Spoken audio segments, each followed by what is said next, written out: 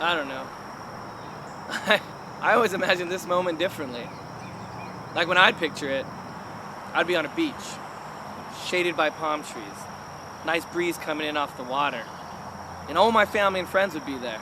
They'd be sitting around me, listening to me tell stories from my life, most of which would be true, and they'd be hanging on to every word, sometimes laughing or crying, and then when the sun would begin to set, I'd lay down in a beach chair, I'd close my eyes, and I'd peacefully drift away with the ocean breeze. You think about dying? Of course you don't. No one likes to think about dying. It's the human instinct to survive. It's like blocking out some traumatic event from your past. If your mind didn't bury it away, well, you'd never stop thinking about it, and then you never get on with your life. Same thing with death. But if you want to get technical, the dying part doesn't bother me so much.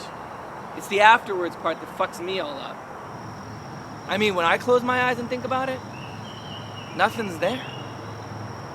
I really hope something's there. You know, my father told me this story once from way before I was born. He, my mom's best friend, and her new boyfriend, they all went out to dinner together. And they were having a few laughs, a few drinks, a nice enough evening, when all of a sudden the boyfriend starts coughing and grabbing his chest.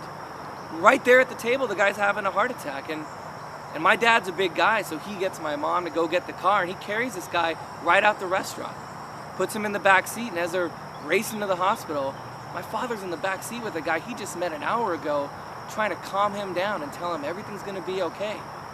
But the guy can't breathe. He's coughing and taking these big gasping breaths, and his eyes are like wide with panic. And then he dies. He dies right there in the car. You know, and to this day, my father says he still remembers the dude's eyes. He said it was pure fear.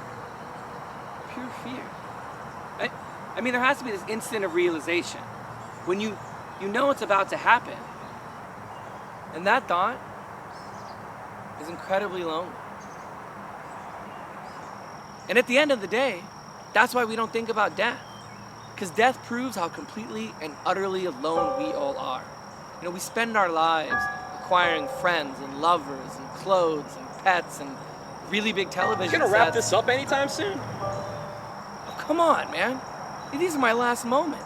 I mean, Fine, give a guy a fine, break. This is a lot to take in. Let's just steer this toward a finish line, okay? Thank you. Don't mention it. There's this day in Mexico that they use to celebrate the dead. It's called Muerto Dias. Oh, fuck.